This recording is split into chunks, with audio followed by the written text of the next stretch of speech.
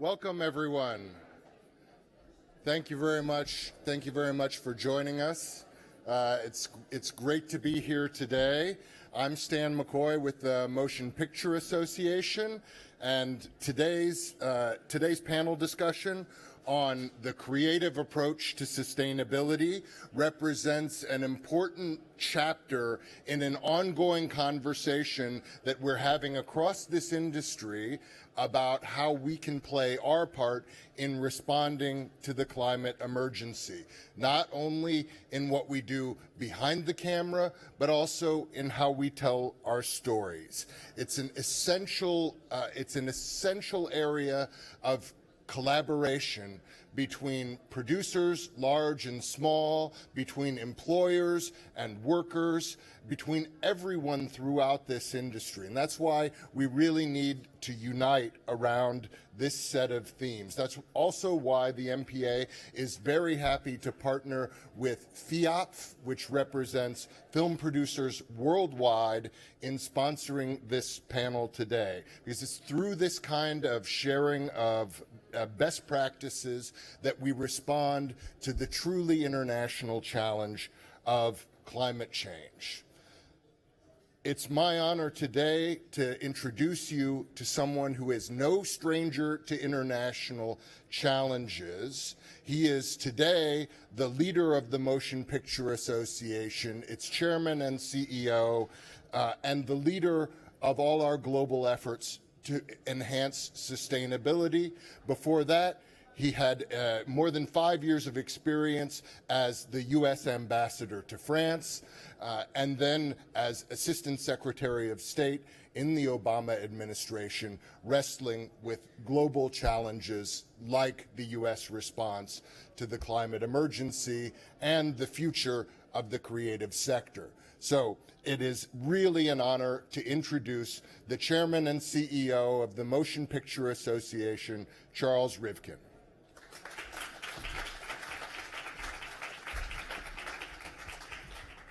Good morning, everybody. Thank you, Stan, and thank you on behalf of all the MPA member studios for your leadership in the EMEA region on these important topics. Mesdames, Messieurs, chers dirigeants et représentants de l'industrie audiovisuelle internationale, chers amis, je suis honoré de m'adresser à vous aujourd'hui, vous qui faites partie des passionnés du 7e art. Et merci aussi à notre co-animateur, le FIAPF, qui organise avec nous ce colloque sur un thème qui nous tient beaucoup à cœur, la éco-durabilité. And I want to say, ladies and gentlemen, I'm really excited about this, what you're about to see, because you're going to see a panel led by Perrine Kennesson in a few minutes as we gather here to talk about a topic that carries so much weight and is so important, as Stan was saying, to our industry as a whole. Our industry, Hollywood studios, more than 13 years ago, began to address this important topic. Hollywood should be and could be leading the way on something as important as éco-durabilité. In 2010, in partnership with a consortium of other producers and creators, we launched something that we call the Sustainable Production Alliance, or SPA. And the SPA declared its commitment to a deep review of our production practices with a view towards reinventing ourselves as an industry for the future. And we did this because we knew that addressing climate change wasn't something to leave to somebody else, and that we had a moral responsibility in our industry to make deep and systemic changes to the way we did business. And that's, for us, that meant finding ways to make sustainability integral to production and all aspects of our business. And we knew that this industry has the unique power to make a real difference, especially by working together. It's a chance for our industry, film, television, and streaming, to lead the way. And of course, it's something we're not new to as an industry, because across the realms of documentary fiction and other productions over the years, we've been trying to draw attention to this important issue, but not necessarily in an organized, systemic way. In our corner, though, for 13 years, we're pretty proud of the achievements we've made working together. Our network of partnerships has now grown to 13 major studios and streamers. And for more than a decade, we've collectively built a truly green production process. And I think you're going to be impressed by when you hear about it in a few minutes, because it's both behind the scenes and it's on camera. This includes plastic and weight reduction, set waste reduction, set material reuse. We literally have donated tons of excess food to those in need and educated cast and crew on environmental best practices. But the work doesn't stop there. And today I want to talk to you about what more we can do to be responsible stewards of our planet in this space. And what a better place to do that than here in France, a country I know well, where virtually every nation committed to a sustainable future in the 2015 Paris Accords. And what better festival to discuss it at than here in Cannes, which is a model of sustainability in its own way, because it embraces our cinematic past, it shines a spotlight on filmmakers in the present here at the Marché du Film, and it brings together creative deal-making that's going to lead to great stories on our screens in the very, very near future. Okay, so if Cannes is about the sustainability of our industry, our topic today is about sustainability within our industry, how we can continue to create cleaner, healthier environments for our crew, our talent, and the communities in which we work while reducing our carbon footprint, which you'll learn is not only the right thing to do, but it's the economic and smart thing to do. And so before Perrine begins our discussion, I want to share some of the continuing progress that MPA studios themselves have been making on this topic. First of all, the SPA, as I mentioned, is only one aspect of what we're doing at the studios. It's much, much deeper than that. And even if you took a cursory sweep of the recent work, you can see the depth and the variety of our collective undertaking and the strength of our commitment. For example, NBC Universal's, who are here today represented, their Sky business recently introduced the world's first carbon-neutral television, Sky Glass, which debuted in the UK in 2022. The TV is a smart streaming device that integrates all hardware, software, and Sky Inside content into a single device, which dramatically reduces electricity use. Disney, with Marvel Studios' Moon Knight series, it's a Disney Plus television show that's just absolutely terrific. They reduced fuel use and emissions. They eliminated single-use plastics on set and in catering, and introduced a centralized waste management system. And these efforts resulted in 23 metric tons of materials being diverted away from landfills and incinerators. Another example is Netflix is here today, and during the filming of Bridgerton Season 2, which was done in the UK, Netflix successfully piloted a green hydrogen program unit to power many of the production's energy needs. And the unit replaced several diesel generators as well, which not only provided clean energy and drinkable water, but also operated quietly during production, which is an added advantage for the filmmakers. And Sony's working with the United Nations on an awareness campaign to promote sustainable agri-food systems and a healthier planet.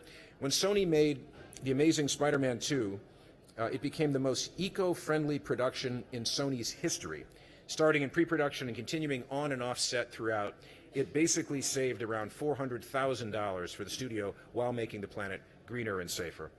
At Warner Brothers Studios, and again, Warner is here as well, in their studios in Leavesden in London, the staff reduced its carbon footprint by installing electrical substations. And meanwhile, the studio made significant contributions to various communities in 17 different cities throughout the UK during production, saving almost $1 million. And in 2020 and 21, Paramount expanded its commitments to sustainable productions, Paramount Pictures. They did so internationally, signing green utility contracts in the Netherlands and the United Kingdom. And those efforts are already generating results that I think you're going to be hearing about. In 2021, for example, Paramount UK broadcast networks, Channel 5, shifted to a 100% renewable energy plan and reduced the UK location-based emissions by 83%. James Tatum, who's on the panel, you'll meet in a few minutes. He's the Chief Operating Officer and Content and Studios and Sustainability Co-Lead for Paramount UK, and he's going to tell us a lot more about this because it's very impressive. The power of our industry's leadership in this effort is just one of the ways that we're sending a message about our resolve. But storytelling is another way we can make a difference. And we know that as an industry, the film and television content we create has a significant impact on the attitudes, the opinions, the behaviors of audiences everywhere. And other bold and visionary independent studios, many of whom are also here today, have joined us in this effort, and we are really grateful to have a chance to work with them as creative partners in bringing more stories to the screen that are environmentally sensitive and raising the consciousness on screens large and small. The movie Don't Look Up from Netflix is a great example of combining a powerful message with successful storytelling. Netflix's sustainability-focused movie of Don't Look Up was a global hit for their service. And it's about how a group of allies literally tried to save the planet against all kinds of adversaries. And Disney's Avatar, The Way of Water, another great example, is the third biggest box office film of all time, and it uses the power and the magic of modern filmmaking to impart a message of both environmental consciousness in its setting and its story. With many of the leading spokespeople in our industry, we're advocating also very directly. It's not just the movies themselves that tell the story, but we have to work behind the scenes with all of our allies and partners, including last month when I met with my friend Fran Drescher, who's the president of SAG-AFTRA, and we met in Washington D.C. at the White House Correspondents Center, where we had a giant event to introduce what we call the Green Council. And the Green Council is a coalition of studios and guilds and unions and various environmental groups, advocating, all of them, for eco-responsible entertainment and highlighting the importance of environmental friendly practices on set. And actually, we already embarked on our first mission at the Green Council, and that's to reduce single-use plastic on and off the screen. And Fran, I'm sure many of you know her, is a real force of nature, and she's going to use her platform at SAG-AFTRA to speak directly to consumers and to use the actors in SAG-AFTRA to help remind people that they can make a difference. They can make an individual difference if they try. William Monnier of Uni Europe is with us today, and I'm sure he'll share a few points on this to get the union perspective on these issues. And last but not least, we can convene discussions like the ones we are having here today, where we bring together the best visionaries, scientists, legislators, and others to put our heads together and explore new ways to address how we can protect what is really the existential issue of our time. And as I look around the room, and I know many of you from my time here in Cannes, what really heartens me is to see so many of our most important friends, allies, working together with us. We're talking about friends from the MPA studios who are here, independent producers from around the world, crew members, creators in our industries, innovators, production and distribution technologists, journalists, and policymakers. And we have an excellent panel that I've been alluding to that you're about to see, which is going to be explored and discussed. So without further ado, I want to introduce Perrine Kennesson, who I'm sure many of you know. She is a renowned journalist, a teacher, a leading voice in cinema and television streaming, and even in cultural and history itself. She hosts the popular podcast that many of you, I'm sure, have heard, the 7e Science, the Seventh Science, where she talks about in-depth topics that have been seen on screen, such as in the film Dallas Buyers Club, which prompted her to examine AIDS, for example, which is incredibly effective. The movie I, Robot led to a much broader look at technology, and The Mummy, which led to examine why all of us are so fascinated with ancient Egypt. Fascinating person, expert in her field. Ladies and gentlemen, it's my great pleasure to introduce Perrine, who will now talk to you about this outstanding and important issue. Thank you so much, Perrine.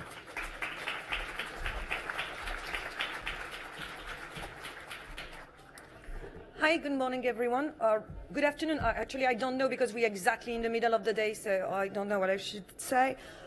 Without further ado, let me introduce to you our panel for this very interesting discussion. First, I'm asking to come on stage Claudia Agustinis, Head of Production for Netflix France. James Tatum, Senior Vice President, Chief Operating Officer, Content and Studios Sustainability Co-Lead at Paramount UK. Alexander Demreicher Ivan Chenou.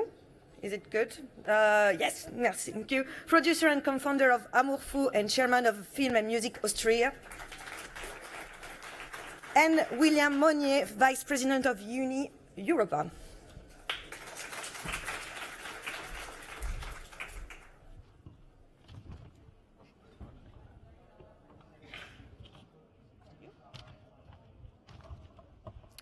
Hi, everyone.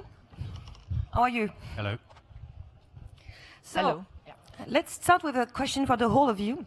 What has been the wake-up call in your personal, maybe, but also professional life regarding sustainability? Okay, should Claudia? I start? Hello, everyone. Thank you for the invitation. It's a pleasure to be here. This is such an important topic, and I'm very grateful to be in this stage and exchanging with all of you. So I think for me, like I'm a Brazilian, born and raised in Brazil, so environment was always something top of mind, and is still. And I think I always learned since school how important it was to preserve Amazon, the forests, and all the nature resource we have. And then joining Netflix really was like a turning point for me when I could mix like my passion of producing content and producing films and series into making real change into the sustainability and environment landscape. And moving to France, that it's been 1 year and 8 months ago, with our huge strategy globally, but also locally, it really makes us being able to scale the decarbonization that we want to implement in the next 5 to 7 years in our productions in France, but also globally. So it's been a great journey, and personally, I think if we want to entertain the world, as Netflix mission is, we need a world to be entertained, and there's no other way of doing without making this transition and optimizing the energy we use, then electrifying it, and then decarbonizing it in the next couple of 5 and 7 years. Thank you. William? Okay, so William Monnier. So my involvement, my interest for green and transitional and environmental transition is, of course, a long time ago. I used to live and work in New Zealand, which is a very green country, as you probably know. Was very green before France was starting to green. And of course, as a union member, we represent workers in the film industry, media, entertainment, and the arts. Environmental transition is very important for all of us, especially for our workers, and especially in terms of training and skills, because training and skill mean jobs. And most of the jobs on the set and along the production line are today affected by the question of environmental issues. So we hope, we try as much as we can to when we negotiate with producer, and I must say we've got really good relation with producer at the European level, especially with FIAP, our partner from which was mentioned before, and we try to put the question of environmental issues in all our negotiation and collective agreement. We think this is for the future of the industry, for both employers and workers, is a very important issue. And maybe I will talk about the project, the European project later. Or do you? Yes. Yeah. I promise you will. Maybe James? Yep. Hello, everyone. So my wake-up call was actually quite recent when I learnt about what we're going to experience at 2 points in the not very distant future. So the path we're on at the moment, if we look forward to 2050, which is only 7 years away, if we carry on as we are, there will be about 1 billion people who will be displaced by climate change. So climate refugees will have a massive impact on all of our lives. And I think about my daughters. You know, my eldest is 18, she'll be in her mid-40s then, and I can't imagine what that world is like for her when she's a fully grown adult in 2050 with that going on around her, and she's obviously one of the lucky ones. And then if you go further ahead to 2100, and we fail to address the climate emergency that we're already in, then you'll see that the whole middle strip of the Earth, around the equator, just won't be inhabitable by humans because the heat will be too much. There'll be no water, and then from southern Europe down to the bottom of Africa, there'll be more desert. There'll be droughts. There'll be fires. And it's only really in sort of Patagonia, Alaska, and Scandinavia that you'll actually be able to exist. And that sounds alarmist, but it is the path we're on at the moment. And so we have a real obligation as an entertainment industry, as part of human culture, to do everything we can to get us off that path and onto something better. So that's my wake-up call. Thank you. And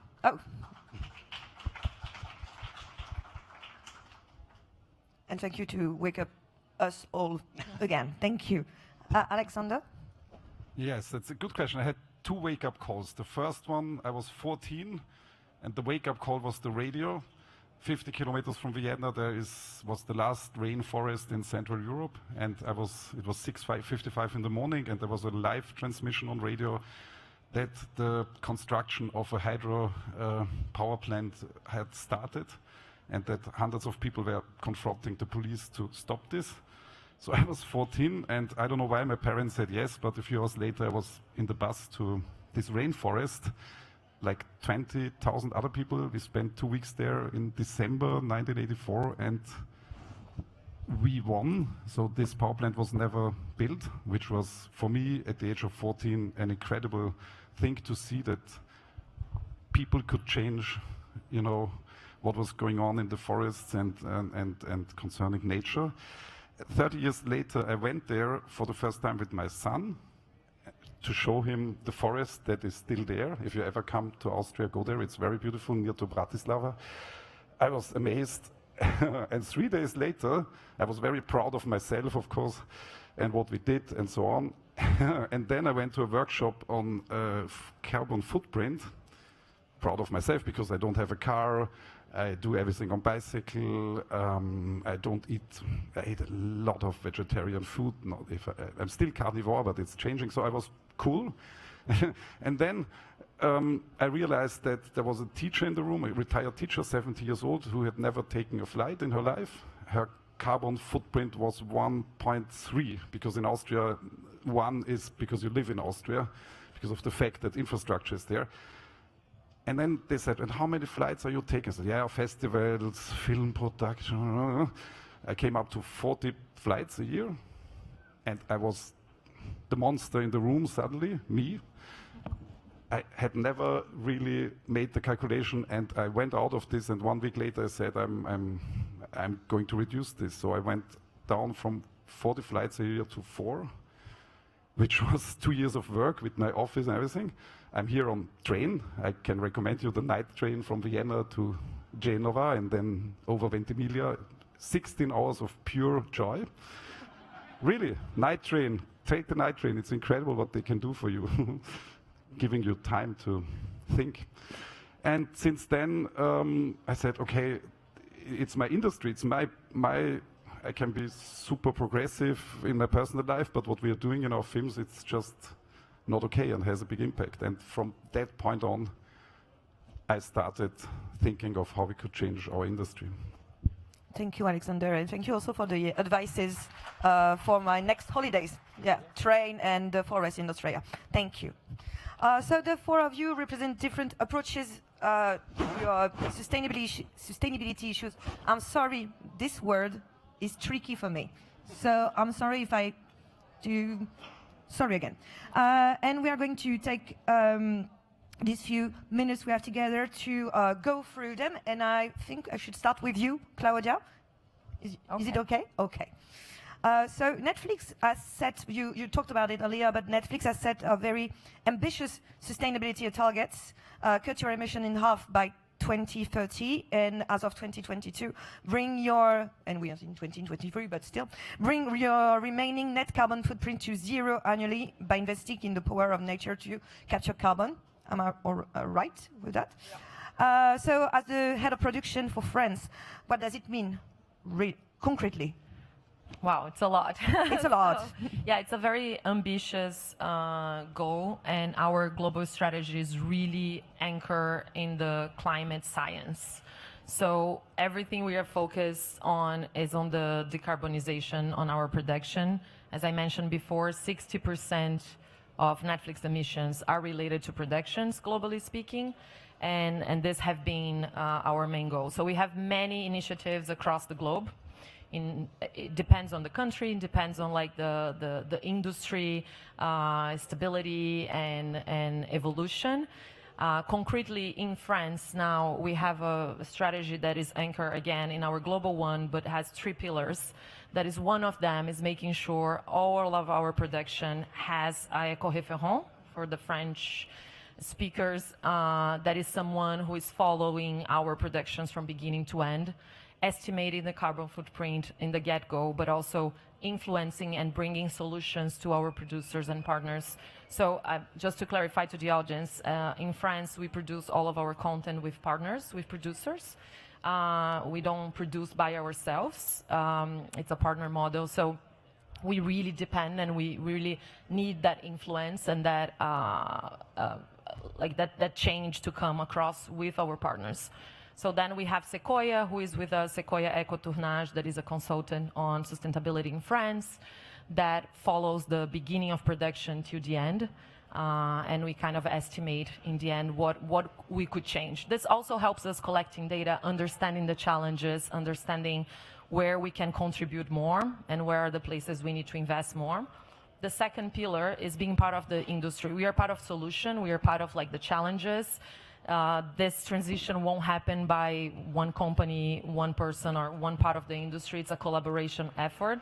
So we are part of EcoProd, that is an association in France. Also, we just joined the CST, that is a technician association also in France, to be able to be part of those conversations and part of that learning process. We have an internal sustainability team that is super expert. So we can also bring learnings from other countries everywhere we are producing and implementing this. And the third piece of it is like being able to provide a playground to our vendors, to our partners, and experiment those new technologies. So for example, in Lupin season 3, like part 3 that we were shooting, we want to pilot the hydrogen unit instead of like diesel generator.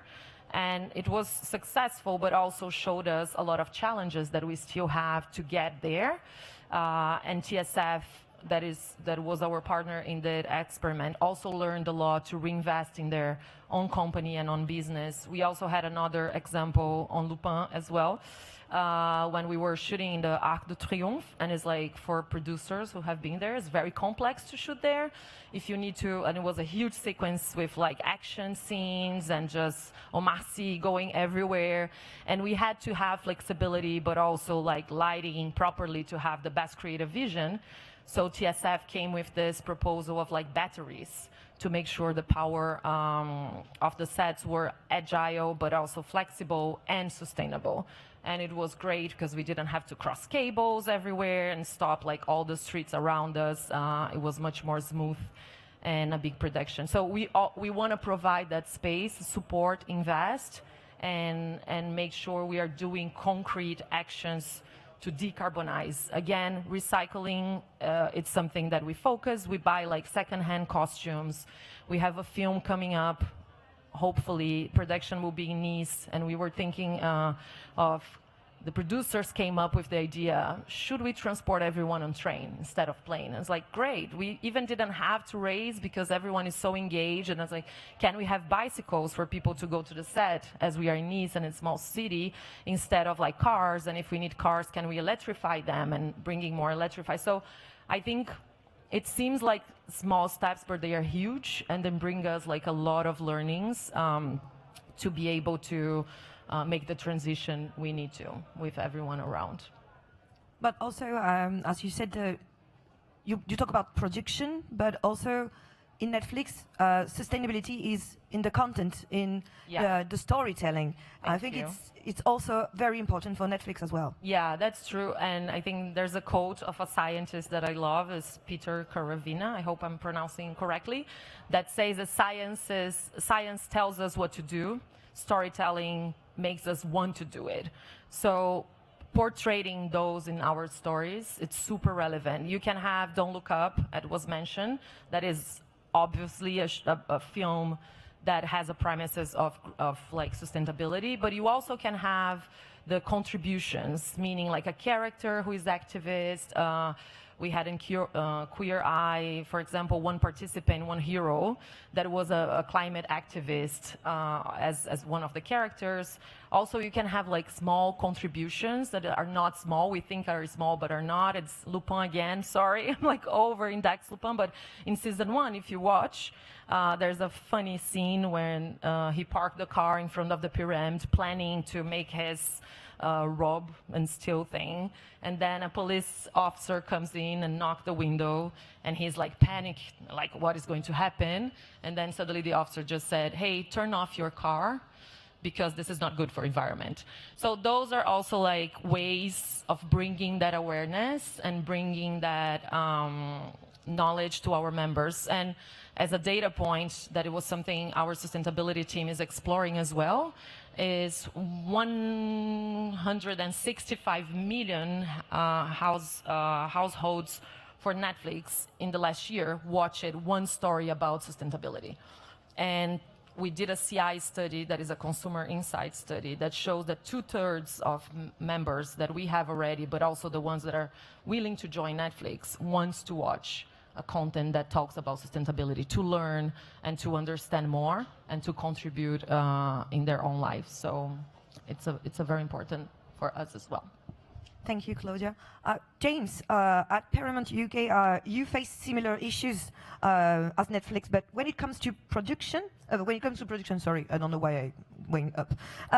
In fact, late last year, Paramount UK announced its peak sustainability initiative, which sets out ambitious targets and actions. Can you tell us more about this, the different commitments of this peak? And I need to, do you know why this is peak sustainability? You will explain. Okay. Open my eyes. Most importantly, it's called peak sustainability because our logo is a mountain and we are trying to get to the peak of sustainability. I'm glad I've got that out of the way.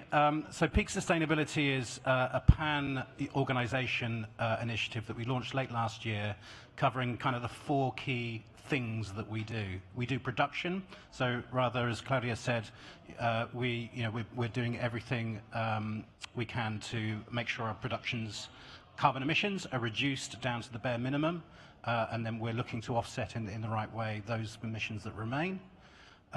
Operations, so how we run our buildings, how we distribute our content, how we liaise with our supplier chain.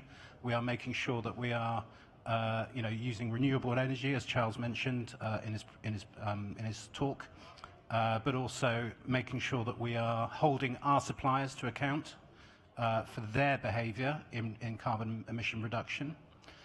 So that's production, operations, and then the final 2 are our content, so the storytelling.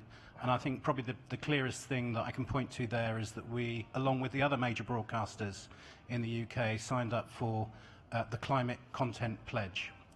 So this is around COP26 in Glasgow, BBC, ITV, Paramount, Discovery, and a couple of others, all signed up to commit to embedding basically pro-environmental messaging and awareness-raising themes and topics in all of their content.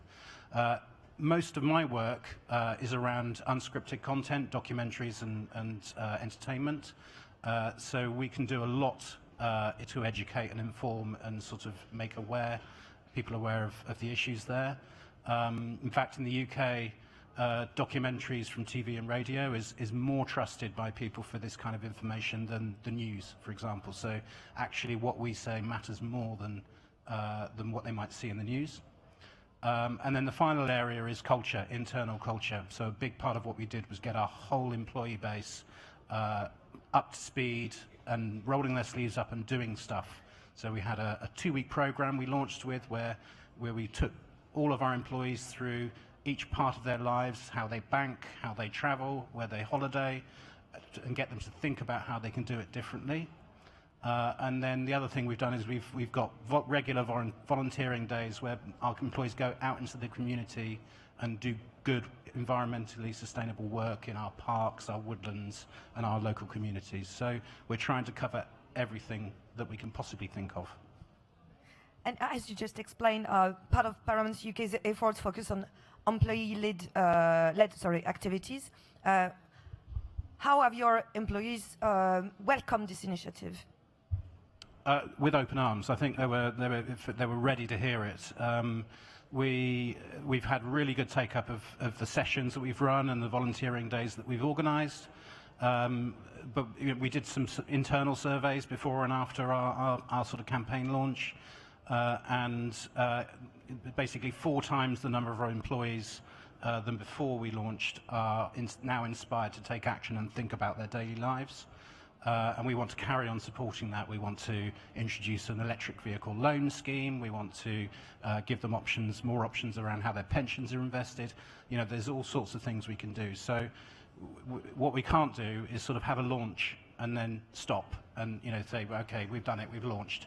We have to keep going. So that's our plan. And can you give us some examples of the actions you did with employees outside for helping the communities, for example? Yes, so we've got some of the sort of London woodland areas basically need, you know, litter picking, sort of cleaning up. There's a lot of clean-up stuff around London. We also had we went to a local community park in Camden, which is the part of London that we're based, and we sort of painted the fences and, you know, kind of weeded just to sort of make the outdoor space more attractive to the community. So it's small things, but what it does, although those things aren't going to be huge carbon emission savers, what it does is just embed in our employees' minds to think about everything they do in this area. Yeah, sustainability is not only theory, it's practical. You do it in a practical way. I mean, without action is the practical part of sustainability, and if there is no action, nothing will change. Thank you, James. Alexander, the Austrian government has recognized that green productions are more expensive by adopting a 5% bonus for green productions. I understand that Austrian producers and the Austrian government have worked closely together to design this voluntary approach. So can you tell us more about this incentive approach, which is more encouraging than punitive, to be honest? So can you tell us, explain us. I can, yeah. I'm the chairman of the Film and Music Association in Austria. I'm a producer with Amorfu in Luxembourg and Austria, but in Austria I'm the chairman of the association. The good thing is that by law, any and every company in Austria has to be member of the Chamber of Commerce. So it's 7,000 companies, 5,000 for film and 2,000 for music, which gives us a very strong impact also on the political level. We have an office, we are financed through a percentage of the salaries that every company has to pay. So I was elected in 2020, in November 2020, in the middle of the crisis and the chaos of Corona. And we said, okay, we have to identify the problems, the challenges in our industry. We identified 3. Lack of financing in Austria. As you might know, we had many talents, and many of them working abroad, because we didn't have enough financing in Austria. Second, gender equality, which is a big issue and a very important topic. And third, sustainability. My own experience showed it quite clearly. We were thinking that we were a green and progressive industry, but looking at the facts, we were also thinking we were a gender equal industry because creative artists, left-wing and so on, and we found out we are not. So we said, okay, we have to change this. We needed change. So during 1 year, here is Monique Göschel from the association who worked on this very, very hard. Thank you, Monique, at that point. During 1 year, we just said we have to discuss this in the industry, in between our members. We need to be united, also with the union in Austria, which is quite strong. That's good, collective contract system. We want to change, and it took us 1 year to come up with this idea of a financing system that has a basis and a green bonus and a gender equality bonus, because I think the topics are linked. The more women are in our industry as head of departments, the more sustainable it gets. That's my experience also as a producer. So 1 year we negotiated within the industry, and then we had a document and the paper signed by me and by all the chairwomen and men of the different committees and all the private associations of producing and the union. It was signed a few days before Christmas 21, Christmas, not gift, but Christmas achievement. And in January 22, we started negotiating with the government. And they did it. What can I say? Within 6 months, the government said yes, also because we had very strong studies who showed the impact of our industry in ecological, gender equality perspectives, but also regarding economy, employment, creativity. So we had a window of opportunity with the Green Minister for the Culture and the Green Vice Chancellor and the Minister for Finance, who was open from the Conservative Party, but very open to what we wanted to achieve. So it's in place since the 1st of January. It's a 30% financing for each and any spend in Austria for cinema, television, series, VOD, post-production, virtual reality, and a 5% bonus for green producing. So the idea was to say we cannot hear this anymore, that we want to be green but we cannot afford it. You know this, you know, production managers, hey folks, we have to make the film, this, we cannot do this and this and this and this, and then the green overcosts are the first ones to go out of the budget. So now we have those 5%, and in addition, if you do not need 5%, because we discussed this morning, maybe you can make a film green by having 2 or 3% over costs, and hopefully in a few years, when the service providers and we self, our scripts and so on, have adapted ourselves to what we have to adapt to, the change, you can keep the difference and put it into the film. That makes it a driving force, of course, for directors, first assistants, production managers, because they know, if I can do it in a clever way, I will get an additional money to put on the screen or in post-production. And that's, I think, very important. So that's what we did in Austria. It's working. And to my surprise, or to our surprise, it's going much faster now than we expected. Yeah, because once you have established it and once you have the union, a united opinion in the industry, and you overcome the skepticism because you have discussed it well with the people, it becomes a driving force. And has its initiative already been effective? Yeah, there are 33 projects that have been already green-lighted in Austria in the last 4 months. We expected this to happen at the end of the year. It happened in April. It's over 30 million euros that has been going to this new financing system, to streaming, cinema, broadcast, virtual reality, post-production. Of course, 1/6 of it now, 1/7 of it is like 4 million euros goes to the green bonus directly. And things are already changing because service providers are changing, their catering, companies are changing. Everybody's changing because suddenly what was impossible for so many years is now possible. And what I maybe can add from my experience as a producer in my own company, because we started this change 2 years ago in my company, and you need to have the people on board.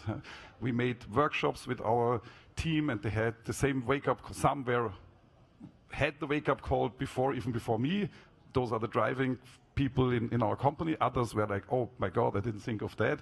So we have now one person in our company taking care of this, talking to everybody, changing the way inside the company, but also changing the way we will prepare films. The pre-production meetings are super important. You have to start thinking green producing 6 months, even before the financing is closed. Yeah? So therefore now, in the development process, from the very beginning, therefore green storytelling, we think about that, and we came to the conclusion, for example, we are not going to use artificial snow. We were discussing artificial snow anymore. It's crazy that in Austria we put artificial snow on our sets, knowing that we contribute to having less snow in a few years, because it can't go on like this. We have to change it, and that's my experience bottom up as a producer, and my experience now top down as fighting for it on the political level comes to the same conclusion. You need to win over the people.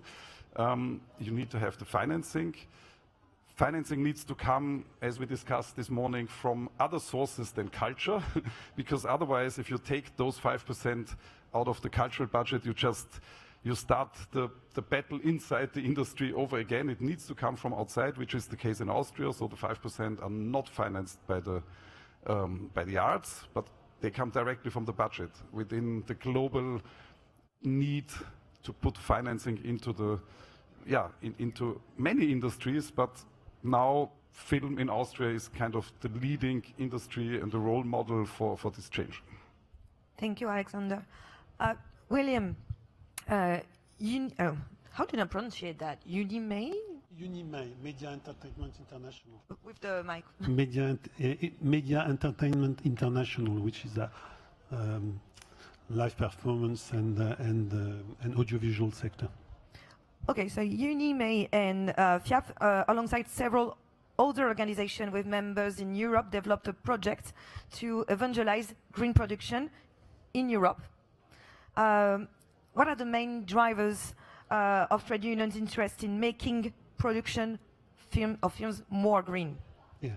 Okay, I'm not sure evangelize is the right word for, but let's say making stakeholders aware of the need for work in this area. To convince, to help, to... Exactly. Yeah. Okay. Alexander has mentioned the close relationship, the partnership we should have, union representative and producer, employees representative. I think it's important, especially in the context of European issues, like the context at the moment for the European Commission was the European Green Pact. European Green Pact means to reduce carbon production by 2030, which is ambitious, and so we should work together with and we do in the context of in the framework of the Social Dialogue Committee on audiovisual at European level. We have started this project on green production with our partners, FIAP, of course, producer organization, and European Broadcasting Union, and also CEPI, and on our sisters organization, Fédération Internationale des Acteurs, Federation International, which I see the president is here, and the International Federation of Musicians. So this project was it was co-financed by the European Commission, and the idea was to map what's already exists. So we choose a bottom-up approach, which is to start on the ground, on the production line, and try to see what's best practice, what's already exists in different countries, because the situation is very different from one country to another, from let's say Sweden to whatever, Greece or Romania. So we started to map this. We held 2 seminars, one in Tallinn and one in Brussels, to try to get as much as people as we could from Europe. And so we produced a database which is available online. We should give the address to the organizer. And we also produced a handbook which is going to be translated in different languages. The idea is to provide a general proposition to adapt to local situation, because every local situation is different, and especially for countries where there is no help from government, which unfortunately exists. I I can say quickly something about one of the project, because we are in France, one of the projects in France, and I happen to share the Commission Nationale de l'Emploi Formation for training and skills, and as a social dialogue committee, which is also run by employers organization and workers organization, we have the power to create diploma and training. So we decided to first do a mapping of the situation in France, and the need was more to create a diploma which was accessible, which is in fact a professional certification which was accessible to every workers on a production line. So at the first stage, because we could have gone directly for a full-time job, but with discussion with the employers organization, we thought it would be at the first stage to sensibilize all the production workers in the. So we set up this certificate, and we put we create the training, and so it's very successful. We've got the first promotion is going to go out in the next 3 months, and we hope to train a lot of people because we need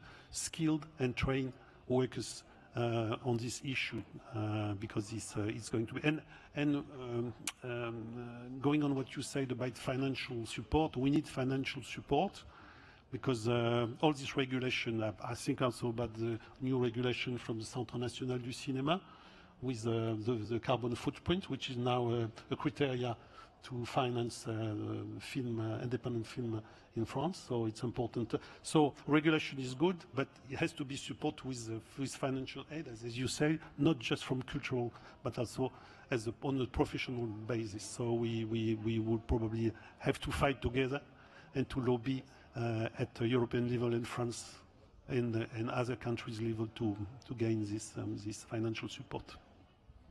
And as you said, William, we have to fight together. That's my last question for you.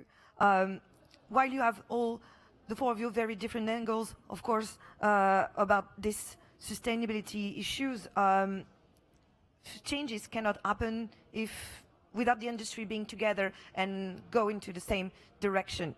So how do you think we should do to spread the word for collaboration beyond our own personal interest from each company? How do you spread the word? Well, I think actually we can have different angles, but we have the same goal and we have the same objective. So this, I don't see that huge difference. Like, as I said in the beginning, none of us and none of who we represent as well, companies, unions, institutions, are going to make anything by itself.